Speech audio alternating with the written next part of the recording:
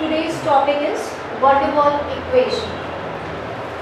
I have deliberately chosen this particular topic because I find that few students are unable to understand this particular topic. Now, before I could start this topic, we must know two terms. This actually van der Waals equation is a gas equation, and RD gas equation is PV is equal to nRT. Now, basically there are two types of gases which we can talk about. First is ideal gases and second is real gases. Ideal gases, the word ideal means आदर्श. आपके जीवन में भी बहुत सारे आदर्श होंगे. क्या आप उनको 100% कॉपी कर पाते हैं? नहीं, बिल्कुल नहीं कर सकते. आप 98% जा सकते हैं, लेकिन आप 100% नहीं जा सकते. हमेशा कुछ ना कुछ चांसेस रह जाएंगे उस आइडियलिज्म तक पहुंचने के. In the same way also हमने एक हाइपोथेटिकल गैस, एक कुछ कंडीशंस और मॉलिक्यूलर काइनेटिक थ्योरी के हिसाब से कुछ हमने पोस्टुलेट्स लिए हैं और हमने ये डिसाइड किया कि आइडियल गैसेस हम उनको कहेंगे whose molecule occupy negligible space and have no interaction and on which consequently obey the gas law. तीन कंडीशंस हैं. वो स्पेस बिल्कुल नहीं ऑक्यूपाई करते, उनके मॉलिक्यूल्स के बीच में कोई इंटरैक्शन नहीं होता और वो गैस लॉज परफेक्टली उस चीज़ को ओबे करते हैं. तो उन गैसेस को हम आइडियल गैसेस कहते हैं, जिसको हमने PV is equal to nRT से हम इसको आइडियल गैस इक्वेशन करेंगे. लेकिन हम जो हमारी गैसेस हैं जो नॉर्मल एग्जिस्टेंस में है वो रियल गैसेस होती हैं, आइडियल गैसेस होती नहीं. क्यों रियल गैसेस हैं? अब रियल गैसेस को अगर हम डिफाइन करने की कोशिश करें तो real gases can be defined as a non ideal gases. वो गैसेस जो आइडियल नहीं है वो रियल है. बट रियल गैसेस क्या है?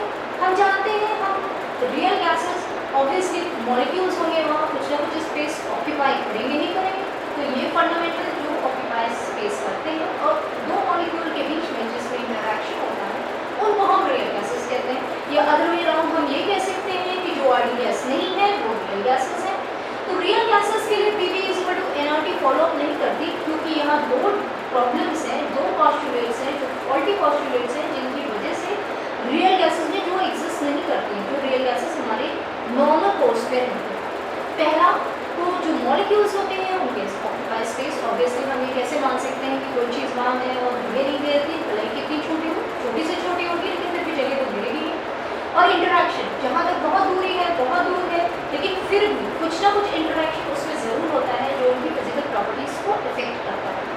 तो यहाँ पर वो गैसेस जो एग्जिस्ट करती हैं रियल गैसेस, जो सिर्फ आइडियलिज्म है, जो पोस्टुलेट्स को फॉलो अप करते हैं उनको हम आइडियल गैसेस कहते हैं.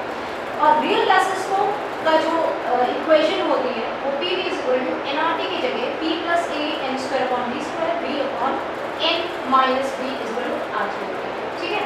So this is what actually is real gases and that is the van der Waals equation which we have to derive.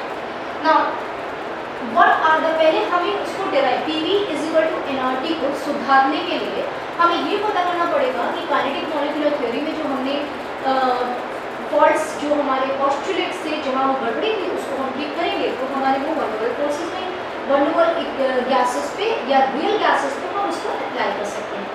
पहला जैसे कि मैंने आपको बताया दो फॉल्ट्स होती हैं. पहली है इंटरमॉलिक्यूलर अट्रैक्शन की, दो मॉलिक्यूल के बीच में अट्रैक्शन कुछ ना कुछ होता ही है, आइदर अट्रैक्शन और रिपल्शन, बट इंटरैक्ट नहीं करेंगे ऐसा पॉसिबल नहीं है, जो कि आइडियल गैस में हमने पोस्टुलेट दिया. दूसरा है volume of the molecule. Volume of the gas is negligible as compare to the volume of the container. हमने आइडियल गैस में ये मान लिया कि जिस कंटेनर में हम गैस को रख रहे हैं वही उसका वॉल्यूम है, क्योंकि गैसेस का ये फिनोमेना होता है वो जहाँ भी रहती है उस जगह को ऑक्यूपाई करेंगे. फॉर एग्जाम्पल अगर हम सेंट की बॉटल खोलते हैं तो इस पूरे कमरे में स्मेल आ रही है तो वो जहाँ तक ओपन क्लोज सिस्टम है वहाँ तक वो जाएगा और वही उसका वॉल्यूम कहलाएगा. तो यहाँ पर हमने अब क्योंकि परफ्यूम की बॉटल बहुत छोटी है, बहुत छोटी छोटी मॉलिक्यूल्स हैं, तो उसको हम निगलेक्ट कर देते हैं as compare to the volume of the container. और लेकिन कोई चीज़ ऑक्यूपाई बिल्कुल ना करें ये पॉसिबल नहीं है. तो these are the two faulty postulates which we have to justify ourselves.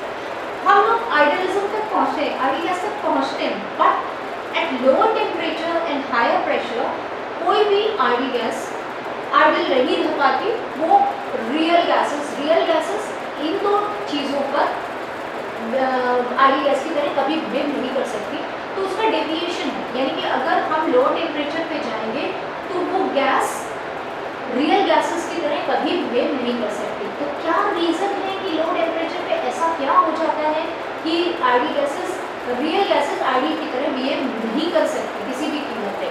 तो यहाँ हाई टेम्परेचर पे क्या होता है, kinetic energy of the molecule is very high. Obviously at high temperature जब टेम्परेचर ज़्यादा होगा काइनेटिक एनर्जी ज़्यादा होगी। आप पानी को बॉईल करिए, देखिए आपको मॉलिक्यूल्स होते हुए नजर आएंगे, काइनेटिक्स एनर्जी बहुत ज़्यादा बढ़ जाएगी। लेकिन लो टेम्परेचर पे क्या होता है, उनकी काइनेटिक एनर्जी एकदम खत्म हो जाती है, ये बहुत कम हो जाती है, बहुत लो हो जाती है।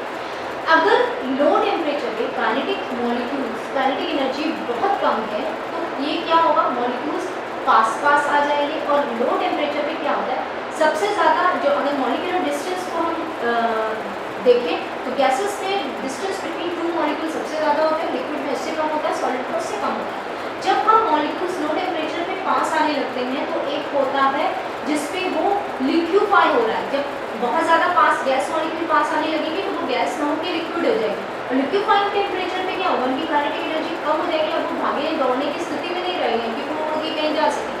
आप एग्जाम्पल बहुत अच्छा कंसिडर कर सकते हैं कि एक बच्चा है, उसको फीवर है, उसको जब फीवर नहीं होता तो वो चारों तरफ घूमे टहलेगा, अगर फीवर है उसकी काइनेटिक एनर्जी कम होगी, वो शांति से एक जगह बैठ जाएगा। तो same thing happens with air also, जब उसकी लो टेम्परेचर पे काइनेटिक एनर्जी बहुत कम हो जाती है तो मॉलिक्यूल पास आने शुरू हो जाते हैं और पास आते हैं, और जैसे ही पास आएंगे इंटरमॉलिक्यूलर अट्रैक्शन को आप इग्नोर नहीं कर सकते, निग्लेक्ट नहीं कर सकते। तो लो टेम्परेचर पे मॉलिक्यूल के पास आने की वजह से इंटरमॉलिक्यूलर फोर्स ऑफ अट्रैक्शन जिसको हम निग्लेक्ट कर रहे थे आइडियल गैस में, वो अब हम नहीं कर सकते, and that is why at low temperature deviation occur. Next, at very high pressure what happens, जब प्रेशर बहुत हाई होता है तो at low pressure the actual volume of molecule is very small. Low pressure पे molecule gas molecule बहुत छोटे छोटे हैं, बहुत ज़्यादा है, तो जो वॉल्यूम का कंटेनर है उसको हम वही कंटेनर मान लें। सपोज आपके पास 100 रुपीज़ है, अगर आप उसमें से 1 रुपये खर्च कर देंगे तो कोई खास फर्क नहीं पड़ेगा, ठीक है। तो हम कह देते हैं नहीं अभी 100% के आसपास ही है हमारे पास। लेकिन अगर आप 100 रुपये में से 50 रुपये खर्चा कर दें तो हाफ परसेंट 50% स्पेंडेड। तो what happens at very high pressure, volume जो कि हम मॉलिक्यूल में निग्लेक्ट कर रहे थे वो हम निग्लेक्ट नहीं कर सकते क्योंकि हाई प्रेशर में वॉल्यूम बहुत कम होता चला जाता है, मॉलिक्यूल बहुत पास आते चले जाते हैं। तो actual volume of molecule which is being occupied is far more, और it's far more than we have taken it away. जब हमने बहुत दूर दूर थे तब उसके मॉलिक्यूल को हम उसके वॉल्यूम को इग्नोर कर रहे थे, लेकिन पास आने की वजह से अब कंटेनर के वॉल्यूम के अनुपात में वो वॉल्यूम क्या हो गया, ज़्यादा हो गया ना, and you can not ignore it. In the same way in 100 you can ignore 1, 99 को आप राउंड ऑफ करके 1 कर सकते हैं, लेकिन आप 50 को राउंड ऑफ करके 100 नहीं कर सकते, ठीक है। Are you getting my point? तो this is what actually happens. तो हाई प्रेशर पे वॉल्यूम को हम इग्नोर नहीं कर सकते, लो टेम्परेचर में काइनेटिक एनर्जी और इंटरमॉलिक्यूलर अट्रैक्शन को हम इग्नोर नहीं कर सकते। सो ये दीज दो बॉडी पॉस्टुलेट हमारे वर्ड्स के। तो हम क्या करें, P is equal to energy है, N is a constant, number of molecule जो भी हम लेंगे वो कांस्टेंट होगा, R is a gas constant वो भी कांस्टेंट है, और पर्टिकुलरली जो हम वर्कआउट करते हैं तो टेम्परेचर को हम कांस्टेंट करते हैं। nRT is a constant, but P and D need corrections, and what might be the correction that we have to do? Now the volume correction. What happened? अब सबसे पहले वॉल्यूम हम कह किसको रहे हैं, हमें ये पता होना चाहिए। PV is equal to NRT में वॉल्यूम हम वहाँ पर जो रख रहे हैं वो वॉल्यूम ऑफ द कंटेनर है। क्यों वॉल्यूम ऑफ द कंटेनर है? क्योंकि हमने ये मान लिया कि जो मॉलिक्यूल है वो बहुत कम स्पेस ऑक्यूपाई कर रहे हैं comparatively, that is why we have assumed कि जो कंटेनर का वॉल्यूम है वही हमारे गैस का भी वॉल्यूम है। लेकिन जब हम मॉलिक्यूल कंप्रेस कर देते हैं गैस को तो हम volume is actually the empty space जहाँ पे मॉलिक्यूल घूम टहल सकते हैं, उसको हम वॉल्यूम कहते हैं। जब हमने ये मान लिया कि वॉल्यूम को इस जो मॉलिक्यूल है वो स्पेस ही नहीं ऑक्यूपाई कर रहे हैं, तो सारा रूम खाली है, सपोज एक रूम है और उसमें कुछ सामान रखा हुआ है, तो सामान वो वॉल्यूम हम उसको मानेंगे कि कहाँ पे वो जगह खाली है वही उसका वॉल्यूम है, क्योंकि वहीं पे मॉलिक्यूल्स इधर उधर घूम सकते हैं। तो यहाँ पर हमने वॉल्यूम करेक्शन क्या करना है कि जो भी वॉल्यूम हमारे पास गैस मॉलिक्यूल का है उसको हम माइनस कर दें तो जो रिमेनिंग वॉल्यूम बचेगा केवल वही एम्प्टी स्पेस है जो वहाँ पे वो मॉलिक्यूल मूव कर सकते हैं। तो V मॉलिक्यूल यहाँ पर हमने लिया हुआ है N is the total number of moles which might be present in that particular system and B हमने ये माना individual volume occupied by one molecule। Mind हम ये नहीं कह रहे हैं कि एक मॉलिक्यूल इतना वॉल्यूम ऑक्यूपाई कर रहा है, पर हम ये कह रहे हैं इतनी जगह वो घेर रहा है, वो उसका वॉल्यूम है या नहीं, दैट इज अनदर थिंग। तो एक मॉलिक्यूल कितनी वॉल्यूम को ऑक्यूपाई करके रखा हुआ है, तो जो बाकी बची हुई स्पेस होगी वही खाली हम ढूंढ सकते हैं, वही एग्जैक्ट वॉल्यूम है हमारे उस प्रेशर उस गैस का। तो यहाँ पर हमने क्या किया, अब हमें सोचने में तो ऐसा ही लगता है कि ये जो B होगा वो जितने मॉलिक्यूल्स प्रेजेंट है उनका टोटल वॉल्यूम निकाल दें और उसमें से n नंबर ऑफ मोल्स है, तो एक मोल के लिए हमें एक मॉलिक्यूल का पता है, नंबर ऑफ मोल से मल्टीप्लाई कर देंगे तो कितनी स्पेस वो मॉलिक्यूल हमें ऑक्यूपाई कर रहा है वो हमें पता चल जाएगा। But no, it was not like that, it's a bit tricky one.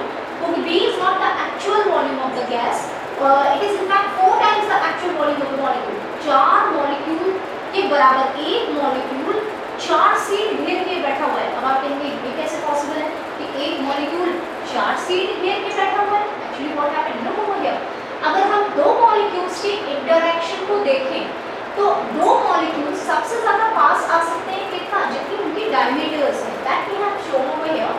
अब इसमें अगर आप इतनी पर्टिकुलर एरिया में अब कोई दूसरा मॉलिक्यूल एंटर नहीं कर सकता है, तो यानी कि दो मॉलिक्यूल कितनी वॉल्यूम ऑक्यूपाई कर रहे हैं, हमने एक स्फेयर माना हुआ है और ये पर्टिकुलर जो स्फेयर है इसका जो वॉल्यूम होगा दो मॉलिक्यूल का वॉल्यूम आएगा जिन्होंने जगह घेरी हुई है।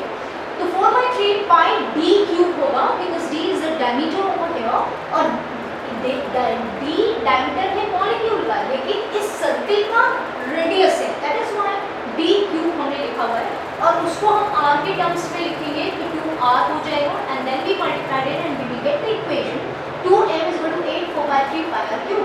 यानी कि दो मॉलिक्यूल 8 वॉल्यूम जितना एक मॉलिक्यूल का वॉल्यूम है 8 टाइम्स दो मॉलिक्यूल ऑक्यूपाई कर रहे हैं। तो दो मॉलिक्यूल 8 अपने वॉल्यूम के 8 गुना वॉल्यूम को ऑक्यूपाई करे हुए हैं, तो एक मॉलिक्यूल कितना ऑक्यूपाई करेगा 4 टाइम्स इट्स ओन वॉल्यूम। तो हम बेसिकली यहाँ पर आप देखिए यहाँ B की वैल्यू होती है 4 times the volume of one molecule and this is how इसी इक्वेशन ये वाली इक्वेशन को जब हम इसमें क्योंकि हमें हटाना पड़ेगा वो वॉल्यूम क्योंकि स्पेस ऑक्यूपाई कर रहा है, तो आइडियल गैस में हमें जो B लिखना है वो B minus NB लिखना है, that is what the pressure correction is. Now we move on to the that was the volume correction, now we move on to the pressure correction। अब हम बात करेंगे प्रेशर करेक्शन की। अब पहले तो हम ये समझ लें कि प्रेशर है क्या हमारा, व्हाट इज प्रेशर, आप किसको प्रेशर करेंगे। जो मॉलिक्यूल्स हैं जो वेसल्स के ऊपर बम्बार्ड कर रही हैं, मॉलिक्यूल्स क्या है इधर उधर स्कैटर कर रहे हैं एक दूसरे को, जो वॉल्यूम ऑफ द कंटेनर है वॉल ऑफ द कंटेनर है उस पर स्ट्राइक कर रहे हैं और प्रेशर दे रहे हैं, तो उसी को हम प्रेशर कहते हैं। अब इस चीज़ को ध्यान से समझने के लिए हम एक थोड़ी सी सिचुएशन हैंडल कर लेते हैं। सिचुएशन सोचते हैं कि एक आदमी है उसको नींद में चलने की बीमारी है, ठीक है। अब वो उठा और जाके चलना शुरू कर दिया और तो उसके फ्रेंड ने जो बगल में देख रहा था उसे लगा कि यार ये तो चलते चलते बढ़ जाएगा जाके दीवार से, तो ऐसा करते हैं उसको पीछे से उसको पकड़ते हैं, पीछे से उसको पकड़ते हैं लेकिन देर हो चुकी थी, वो आदमी भिड़ ही जाता है, लेकिन ऑब्वियसली क्योंकि उसने पीछे से थोड़ा सा दूसरे मॉलिक्यूल ने उसको रोक रखा था, उसको उतनी तेजी से भिड़ने नहीं दिया था, तो क्या हुआ जितने प्रेशर से ये रेड वाला मॉलिक्यूल जो एग्जैक्टली बम्बार्ड कर रहा था वॉल पे वो उतनी तेजी से नहीं कर पा रहा है क्योंकि पीछे से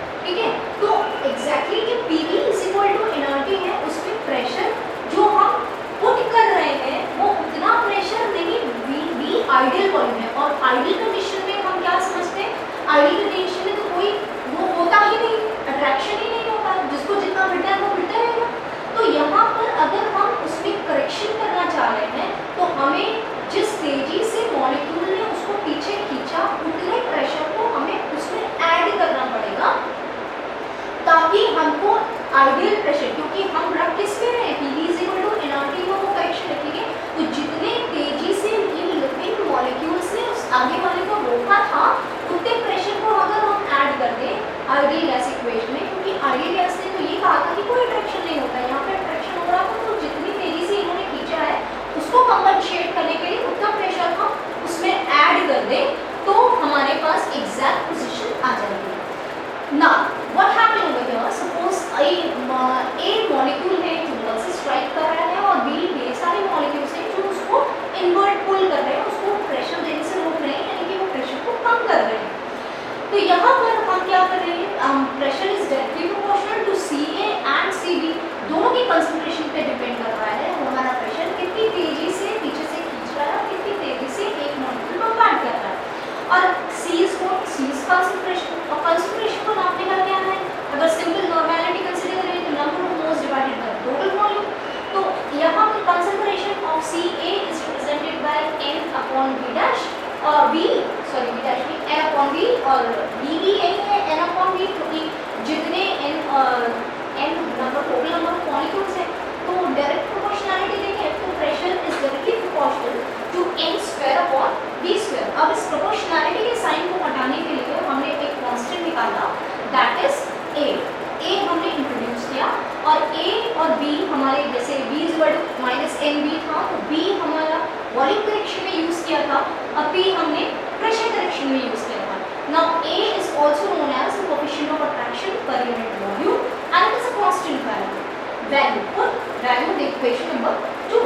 तो यहाँ पे हमने अब क्या हुआ, ये प्रेशर जो हमने निकाला है वो ये P डैश वो प्रेशर है जो कि कम है और हमें उसमें ऐड करना पड़ेगा, then we will get this equation. तो यहाँ पर आप ध्यान से देखिए, यहाँ पर उतने प्रेशर को जो भी हमने अभी रिमेनिंग जिस तेजी से पीछे खींच रहे हैं उस प्रेशर को हमने ऐड कर दिया, तो P + A N²/V², this is known as correction for intermolecular forces.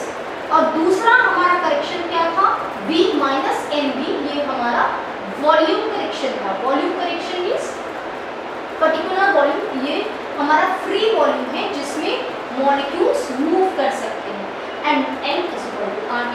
सिर्फ दो करेक्शंस हमको आइडियल गैस इक्वेशन में करने थे। आइडियल गैस हमारे इक्वेशन था PV = nRT, जिसमें प्रेशर करेक्शन में हमने प्रेशर को ऐड किया। क्यों ऐड किया, क्योंकि हमारा मॉलिक्यूल जितनी तेजी से बम्बार्ड कर सकता था उतनी तेजी से नहीं कर पाया, तो हमने उसको ऐड कर दिया आइडियल गैस कंडीशन पे।